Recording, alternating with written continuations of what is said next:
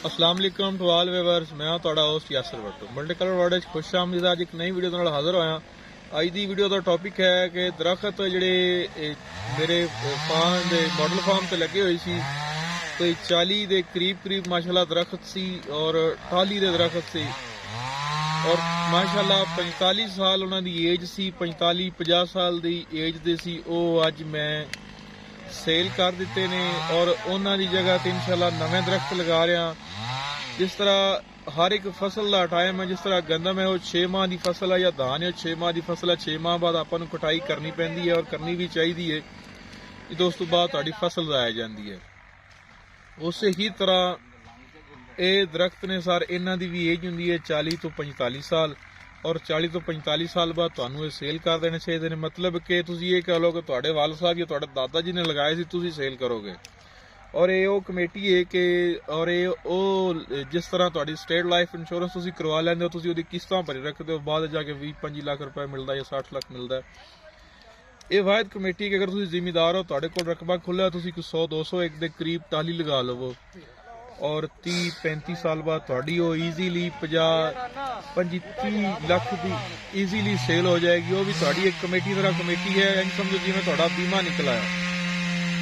ਹੁਣ ਇੱਕ ਤੁਹਾਨੂੰ मैं दस देंगे ਤੁਸੀਂ टाली लगानी ਕਿਹੜੀ है और टाली ਦਾ ਮੈਚੁਰਿਟੀ ਟਾਈਮ ਕੀ ਹੁੰਦਾ ਹੈ। ਸਭ ਤੋਂ ਪਹਿਲੇ ਸਰ ਕਿ ਤੁਸੀਂ टाली लगानी है, ਜਿਹੜੀ टाली ਉਹਨੂੰ ਕਿਹਾ ਜਾਂਦਾ ਹੈ। और टाली ਦੀ ਪਹਿਚਾਣ ਇਹ ਹੈ ਕਿ ਜਿਸ ਤਰ੍ਹਾਂ ਤੁਹਾਨੂੰ ਇਹ ਗੋਲ ਨਜ਼ਰ ਆ ਰਿਹਾ ਹੈ, ਲੱਕੜੀ ਇਹ ਮੈਚੁਰ ਹੋ ਚੁੱਕੀ ਹੈ, ਕਾਲੀ ਹੋ ਚੁੱਕੀ ਹੈ। ਇਹ ਦੇ ਉੱਤੇ ਜਿਹਨੂੰ ਇਹਦੀ ਸੱਤ ਵੀ ਕਹਿੰਦੇ ਨੇ, ਛੋੜਾ ਵੀ ਕਹਿੰਦੇ ਨੇ, ਬਾਕੀ ਇਹ ਇੰਨਾ ਕੁ ਏਰੀਆ ਹੈ। और ये काली टाली है जिंदा पाकिस्तान फर्नीचर की बहुत ज़्यादा डिमांड है और बहुत ज़्यादा वैल्यू है। इसका पता किंज लगता है जदों ये तुहाडी 25-30 साल की हो जाए। कुछ इन्हां विच किस्मां ऐसियां ने कि जिहड़ियां 20 साल ते 15 साल भी कालियां हो जांदियां। कुछ ऐसियां ने जिहड़ियां 45 साल ते जा कालियां होंदियां ने। इंशाअल्लाह मेरे एक दोस्त ने बहुत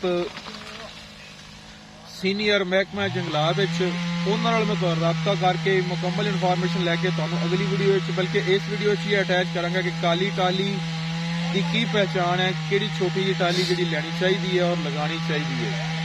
और इहदी एक एज है, इस एज आके तुहानूं बहुत ज़्यादा काम देगी और ये फर्नीचर इहदी एक वैल्यू है जिन्हें तुसीं कह लो कि जिवें सोने की डिमांड है उस तरह इहदी डिमांड है।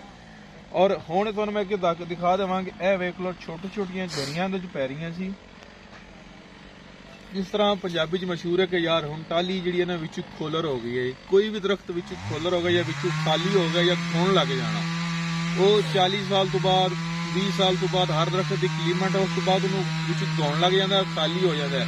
यह देखो बिल्कुल एवें बारीक लाइनां बन रही सन और इहदा मैच्योरिटी टाइम तो गुजर गई सी और खाली होण लगी सी। मैं इनू सेल करता ताकि ये फर्नीचर दे भी काम आ सके और मैनू भी अच्छी खासी इनकम दे जाए। और अलहमदुलिल्लाह के 40 के करीब दरख्त सी और मैनू 30 लाख के राउंड अबाउट इनकम भी दे गए ने। और 40 साल की इन्हां दी एज है, 45 साल कुछ की एज है तो कुछ की 50 साल की एज है। तुसीं ये देख सकते हो इन्हां दा कंट्रैक्टर लग्या है और कटर नाल कटाई कर करके ले जा रहे हैं। ते मेरे खेत की जिहड़ी असल रौनक सी वो इन्हां नाल ही सी। इन्हां ते परिंदियां दीयां कॉलोनियां बणियां होईयां सन, बहुत सारे घोंसले सी। खैर अल्लाह दा ये करम होया कि घोंसलियां विच बच्चे कोई नहीं सी, अंडे कोई नहीं सी, खाली घोंसले सी और परिंदे बेचारे हिजरत कर गए। इंशाअल्लाह एक तईये नाल एक वादा करके कटाई करवाए ने कि इत्थे 40 लगे हुए सी, हुण मैं 100 टाली लगावांगा इंशाअल्लाह। और दोबारा फिर इस खेत में उवें ही आबाद करांगे और दोबारा फिर उन्हां परिंदियां दीयां इत्थे कॉलोनियां आबाद होणगीआं इंशाअल्लाह। मिलदे हैं अगली वीडियो। जज़ाकल्लाह खैरा। अल्लाह हाफ़िज़।